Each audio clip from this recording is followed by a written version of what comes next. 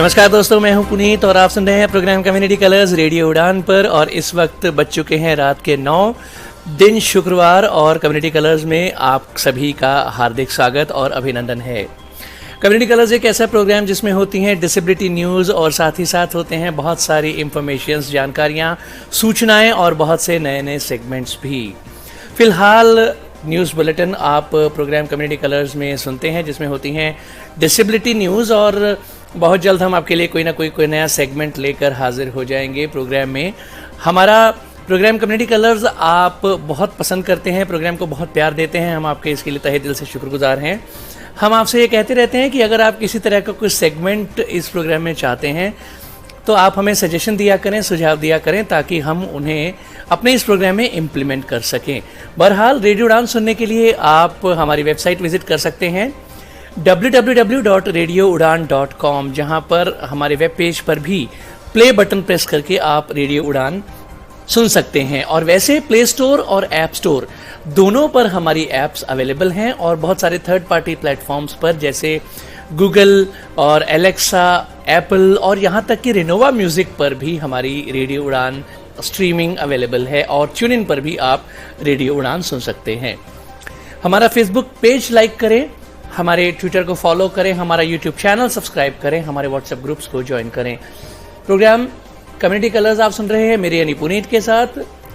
बिना देर किए सबसे पहले आइए सुन लेते हैं न्यूज हेडलाइंस। हाईकोर्ट ने विकलांगता कोटा को लेकर केंद्रीय विद्यालय के शिक्षक भर्ती विज्ञापन को किया रद्द। गोवा के ड्रैग ने विकलांग व्यक्तियों का मजाक उड़ाने वाली हिंदी कॉमेडी फिल्म आंख मिर्चौली पर प्रतिबंध लगाने की है मांग। लुइस ब्रेल वेलफेयर एसोसिएशन द्वारा द ब्लाइंड की 3 दिवसीय राष्ट्र स्तरीय प्रतियोगिता संपन्न। अधिक कवरेज और विकलांग व्यक्तियों को शामिल करने के लिए भारतीय बीमा क्षेत्र को बढ़ाने पर सम्मेलन।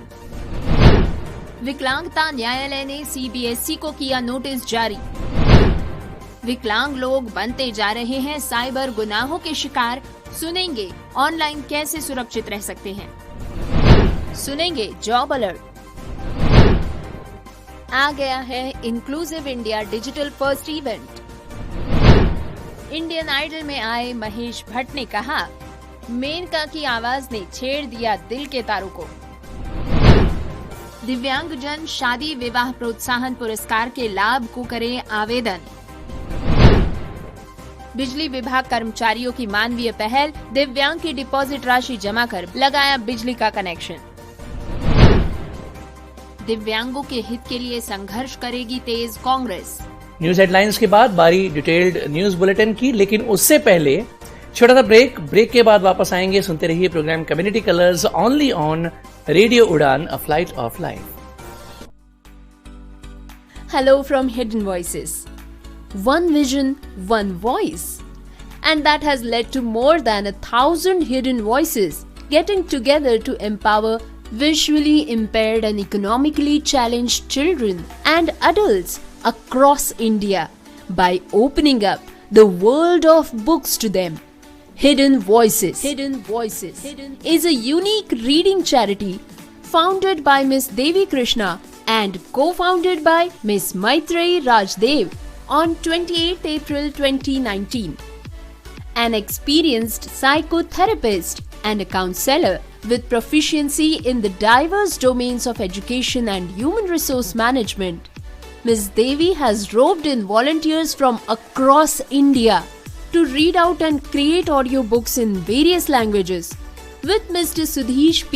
as a partner and Ms. Cincy Thomas as its president. Hidden Voices now has a total of more than 1,500 in-house readers and is linked with many clubs from JNU, Pune and South India, which gives it more than 3,000 readers. It has volunteers as young as 5 years to as experienced as 82 years. The readers are divided into groups according to age and the language chosen.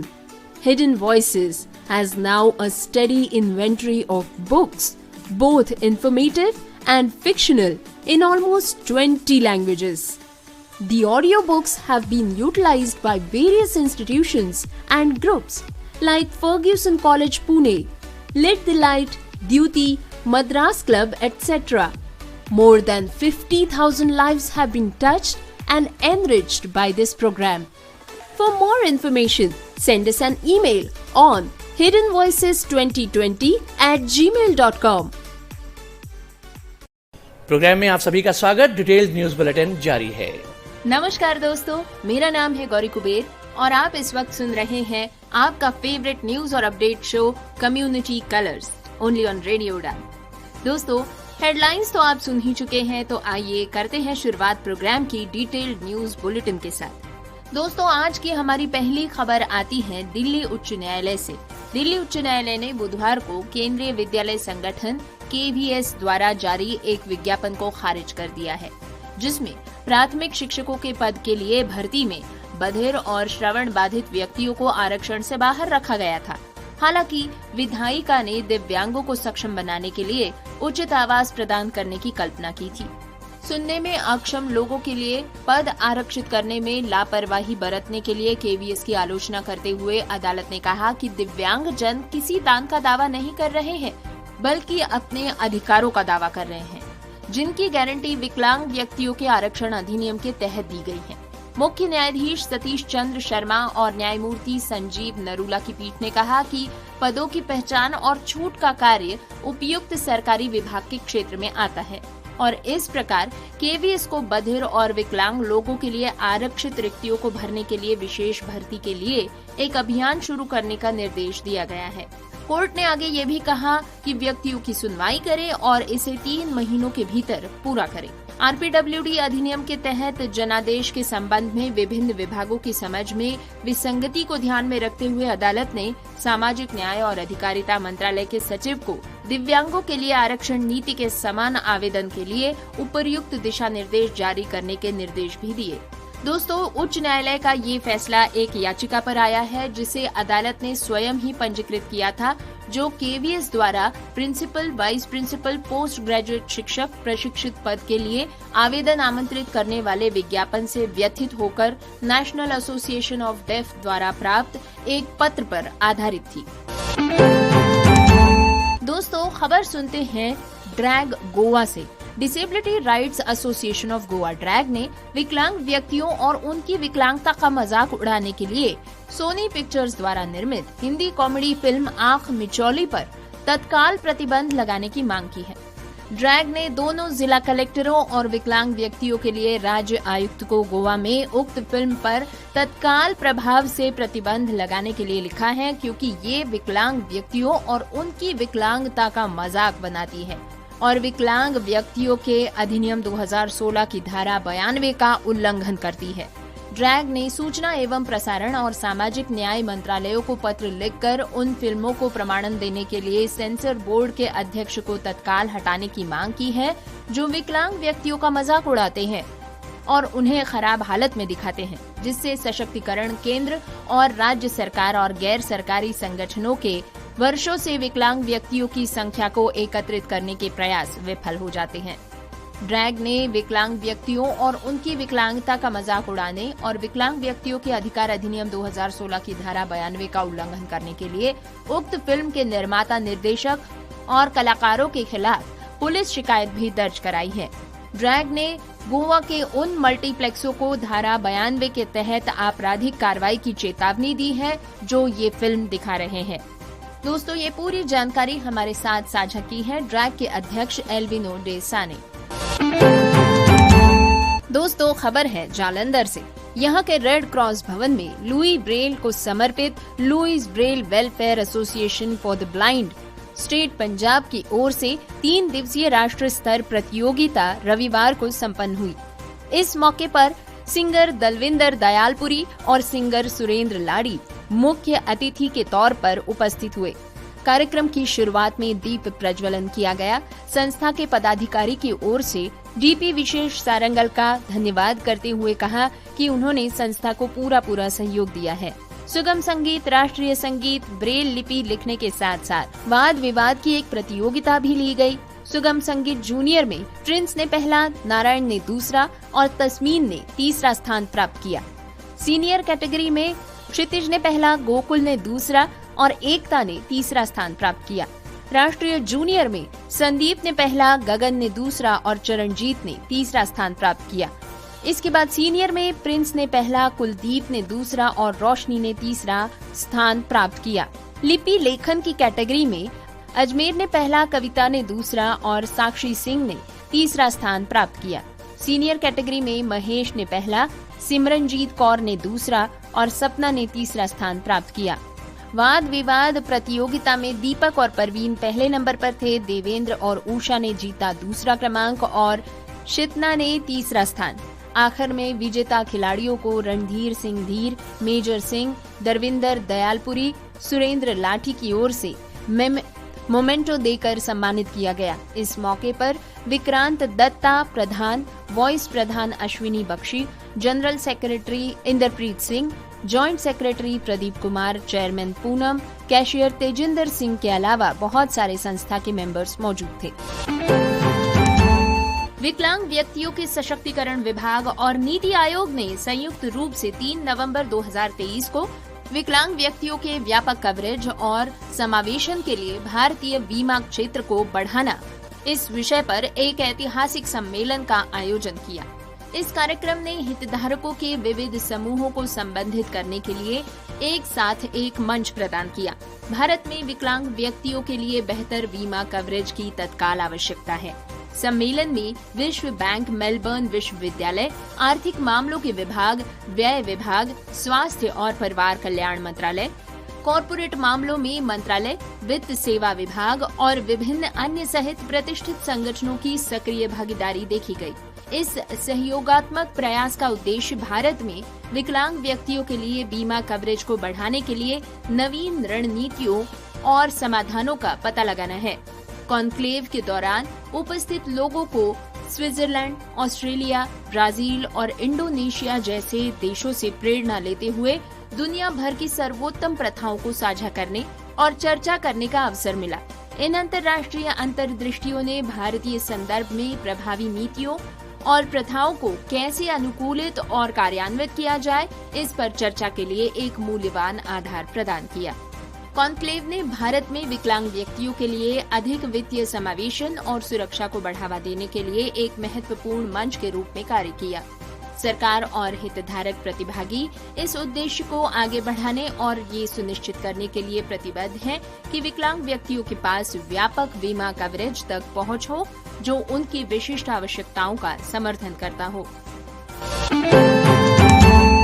दोस्तों, खबर आती है कोच्चि से। सामाजिक न्याय मंत्रालय के तहत विकलांग व्यक्तियों के लिए मुख्य आयुक्त की अदालत ने सीबीएसई को नोटिस भेजकर छात्रों के विशेष शिक्षण विकलांगता के मूल्यांकन के संबंध में भ्रम के खिलाफ दायर एक याचिका पर प्रतिक्रिया की मांग की है। शहर के स्कूलों में 10वीं और 12वीं की कक्षा में विशेष शिक्षण के मूल्यांकन के संबंध में शिकायत दर्ज की गई है। डिसेबिलिटी कोर्ट ने मानसिक स्वास्थ्य सलाहकार और समाज में मानसिक स्वास्थ्य के मुद्दों की वकालत करने वाले मंच टुगेदर वी कैन की संस्थापक सीमा गिरिजा लाल द्वारा दायर एक याचिका का जवाब दिया है। लाल ने सीबीएसई को विकलांगता मूल्यांकन प्रमाण पत्रों को अस्वीकार करके मीडिया में छपी एक समाचार रिपोर्ट की प्रति के साथ शिकायत भेजी थी। प्रमाण पत्रों की अस्वीकृति के बाद जिला कलेक्टर और जिला चिकित्सा अधिकारी ने एसएलडी का आकलन करने और विकलांगता प्रमाण पत्र जारी करने के लिए मनोविज्ञान संघ के साथ विशेष शिविर लगाए थे, जिसे सीबीएसई अनिवार्य बनाने पर जोर दे रहा था। याचिका में विकलांगता प्रमाण पत्र की आवश्यकता पर सवाल उठाने की मांग की गई थी, जबकि आवश्यकता छात्रों को परीक्षा लिखने में मदद करने के लिए सीखने की विकलांगता के आकलन की थी।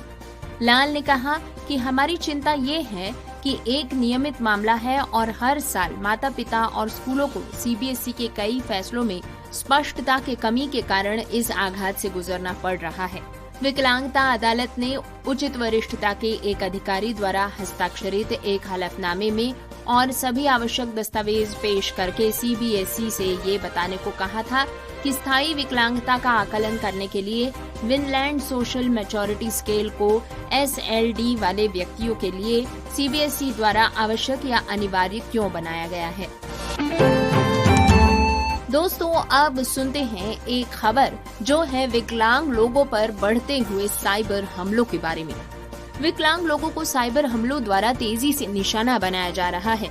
इसमें योगदान देने वाले कारकों में यूज ऑफ असिस्टिव टेक्नोलॉजी माने सहायक प्रौद्योगिकी का उपयोग, साइबर खतरों के बारे में जागरूकता की कमी और टारगेटेड फिशिंग अटैक्स शामिल है।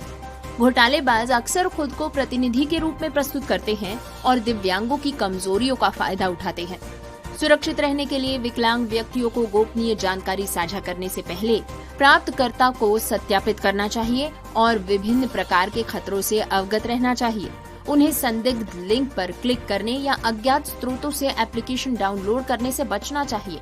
पीड़ित होने पर विकलांग व्यक्तियों को साइबर हमले की रिपोर्ट करनी चाहिए।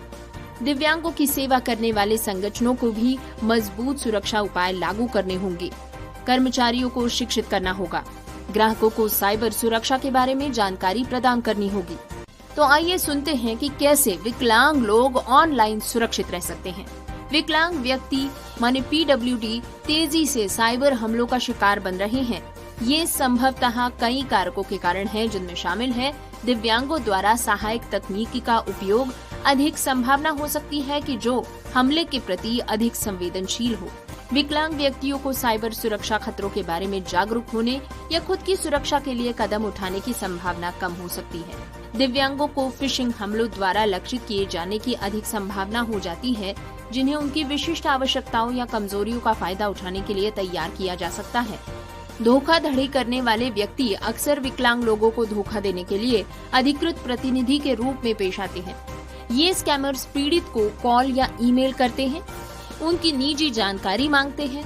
जालसाज अक्सर उन्हें घर से काम करने और अतिरिक्त आय कमाने का मौका जैसे आशाजनक अवसर प्रदान करते हैं। दोस्तों, कुछ पंक्तियां हैं जो विकलांग लोगों को किसी भी ऑनलाइन धोखाधड़ी से सुरक्षित रहने के लिए मदद करेंगी। ये है हमारी ध्यान रखने योग्य युक्तियाँ। किसी भी अज्ञात व्यक्ति या व्यवसाय से ऑनलाइन या फोन पर जुड़ने से पहले ये सुनिश्चित कर लीजिए कि कोई भी गोपनीय जानकारी इस बात की पुष्टि किए बिना साझा नहीं की जाए कि किसी भी संचार के अंत में कौन है। विभिन्न प्रकार के खतरों से अवगत रहें। किसी भी घोटाले को पहचानना सीखें। यदि आप शिकार बनते हैं तो 1930 माने 1930 पर कॉल करें।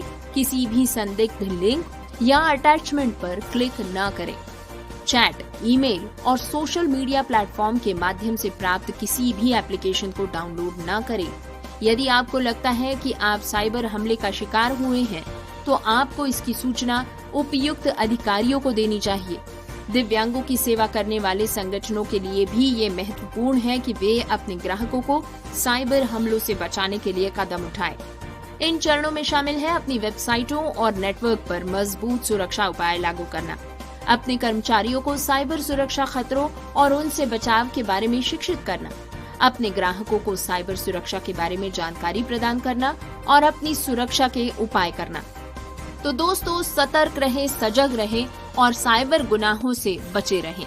डिटेल न्यूज बुलेटिन जारी है, लेकिन इससे पहले वक्त एक बार फिर एक छोटे से ब्रेक का है। ब्रेक के बाद फिर मिलेंगे। सुनते रहिए programme community colours on radio Udaan, a flight of life.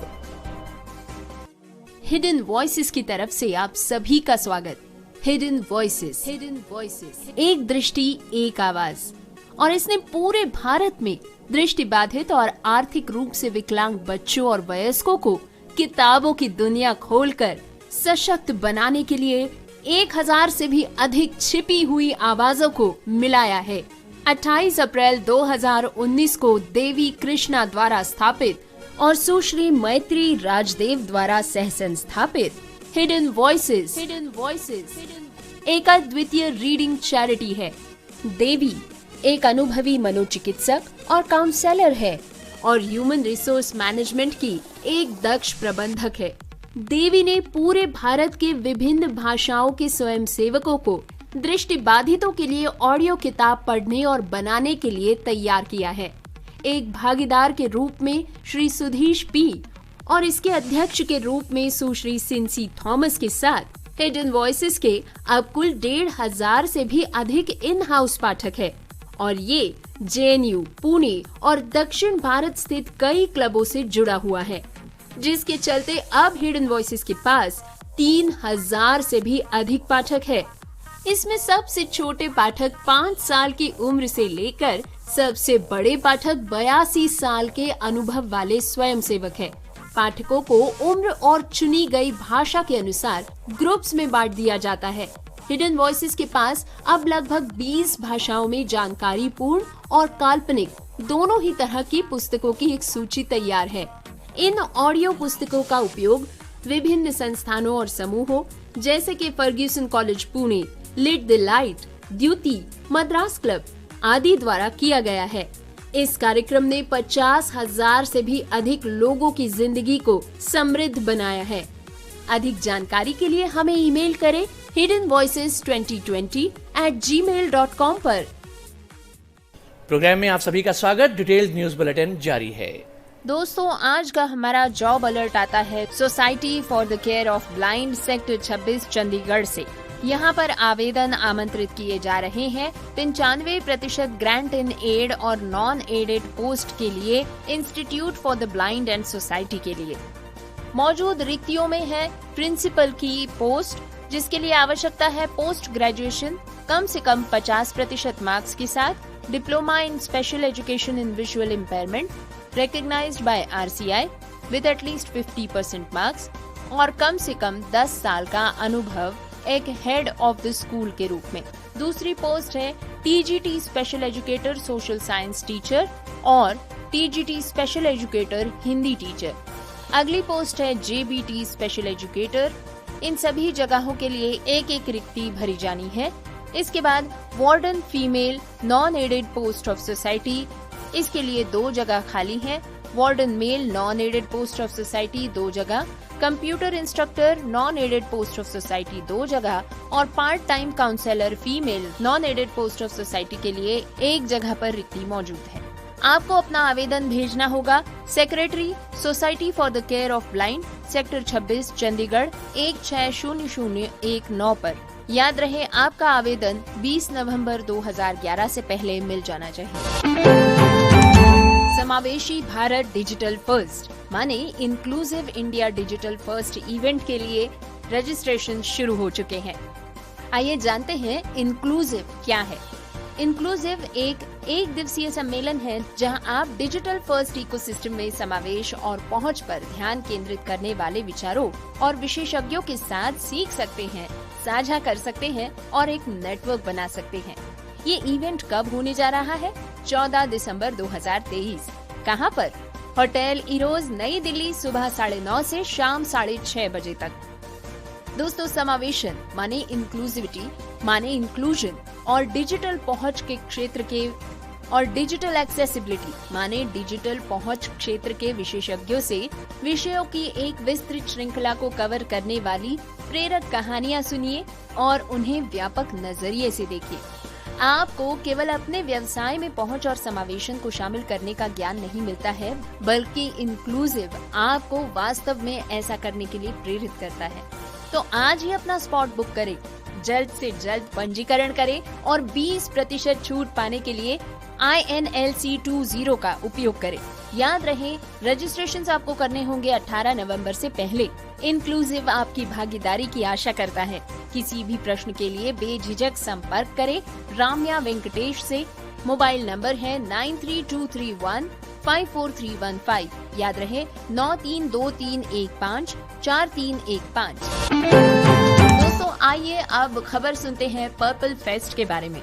Bharat का अपनी ही तरह का पहला समावेशी त्योहार जो विकलांग व्यक्तियों के लिए एक जश्न बन जाता है, आपको असीमित भावनाओं की दुनिया में आमंत्रित करता है, जहां एकता केंद्र में है और विविधता का खुले दिल से जश्न मनाया जाता है।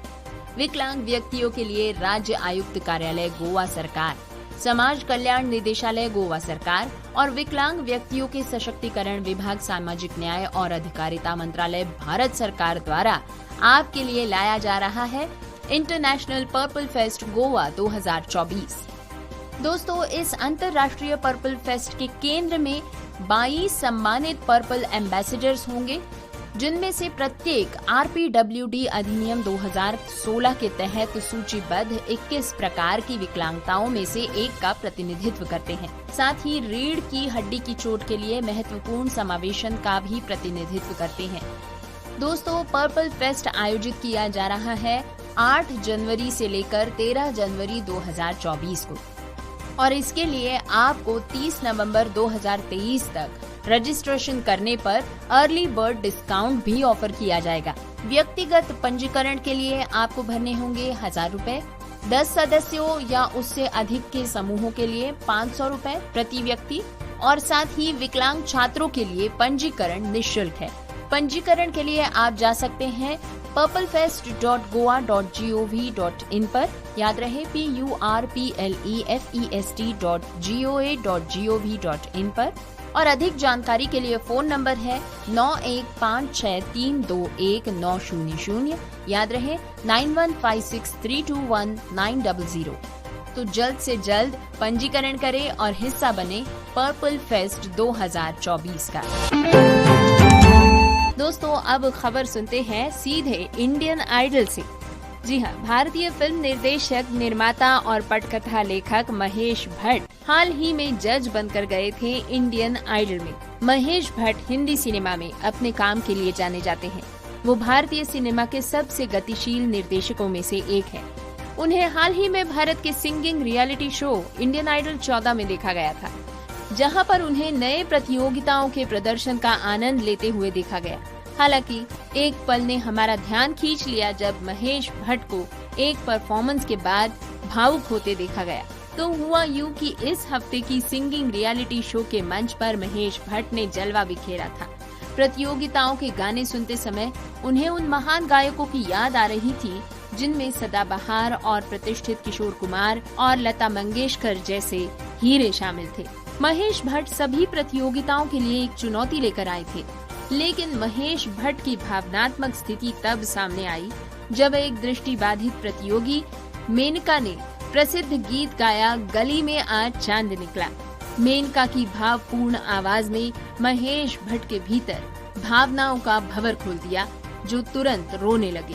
प्रस्तुत की जा रही धुन को सुनते ही फिल्म निर्माता की आंखों में आंसू आ गए।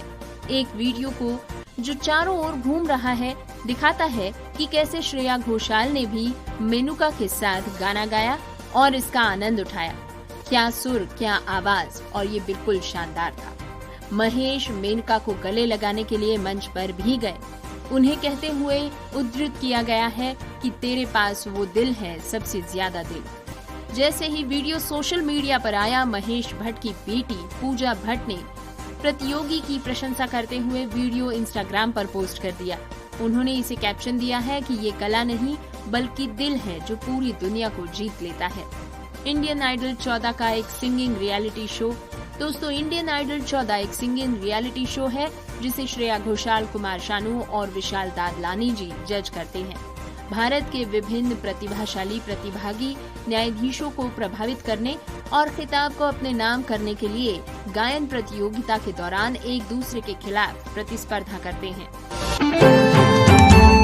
दोस्तों, खबर है उत्तर प्रदेश के कौशाम्बी से। दिव्यांगजन सशक्तिकरण विभाग द्वारा संचालित दिव्यांगजन शादी विवाह प्रोत्साहन पुरस्कार योजना अंतर्गत दंपत्ति में युवक के दिव्यांग होने पर 15,000 रूपए व केवल युवती के दिव्यांग होने पर 20,000 रूपए एवं दोनों के दिव्यांग होने पर 35,000 रूपए की धनराशि निर्धारित की है। ये जानकारी जिला दिव्यांगजन सशक्तिकरण अधिकारी विकास वर्मा ने देते हुए बताया कि शादी के समय युवक की उम्र 21 से कम तथा 45 वर्ष तक एवं युवती की उम्र 18 से कम तथा 45 वर्ष से अधिक नहीं होनी चाहिए।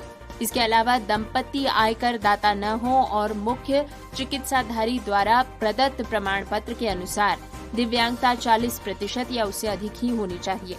ऐसे दिव्यांग दंपत्ति पात्र होंगे जिनका विवाह गत वित्तीय वर्ष एवं वर्तमान वित्तीय वर्ष में ही हुआ हो।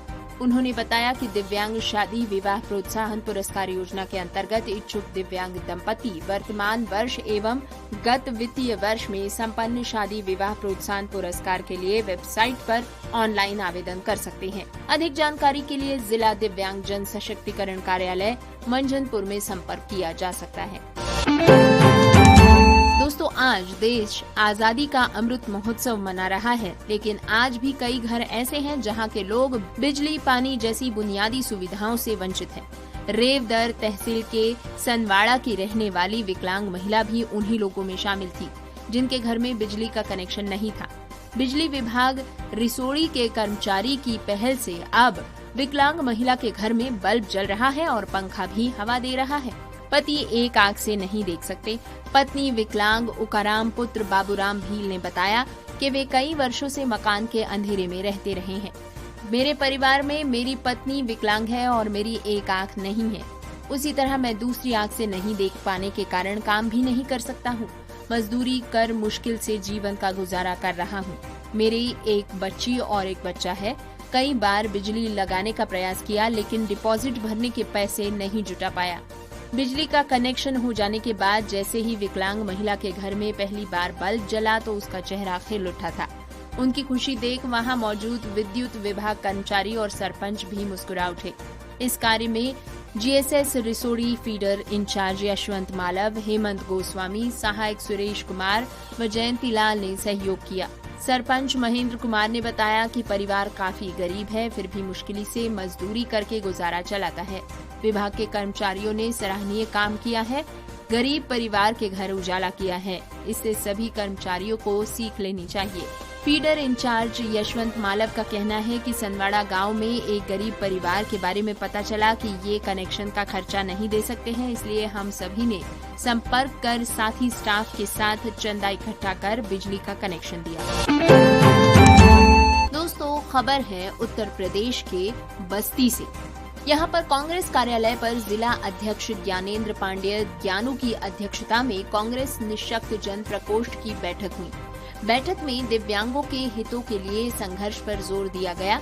इसी क्रम में कांग्रेस जिला उपाध्यक्ष राम भवन शुक्ल और अनिल सिंह के निर्विरोध सहकारिता डायरेक्टर चुने जाने पर फूल मालाओं के साथ उनका स्वागत किया गया। ज्ञानेंद्र पांडेय ने कहा कि कांग्रेस की नीति कार्यक्रम को जन जन से जोड़ने की जरूरत है। देश और प्रदेश की जनता केंद्र और प्रदेश की भाजपा सरकार की नीतियों से ऊब चुकी है और परिवर्तन का मन बना चुकी है।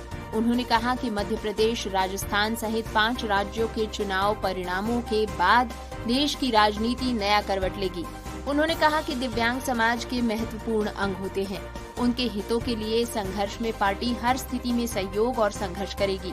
कांग्रेस निःशक्त जन प्रकोष्ठ के मंडल अध्यक्ष मन्नू शुक्ल ने कहा कि अनेक दिव्यांगों को पेंशन, आवास, स्वास्थ्य सुविधाएं नहीं मिल पा रही हैं। आयुष्मान कार्ड बनवाने में भी बाधा आ रही है। दिव्यांगों को कांग्रेस से जोड़कर निर्णायक संघर्ष किया जाएगा।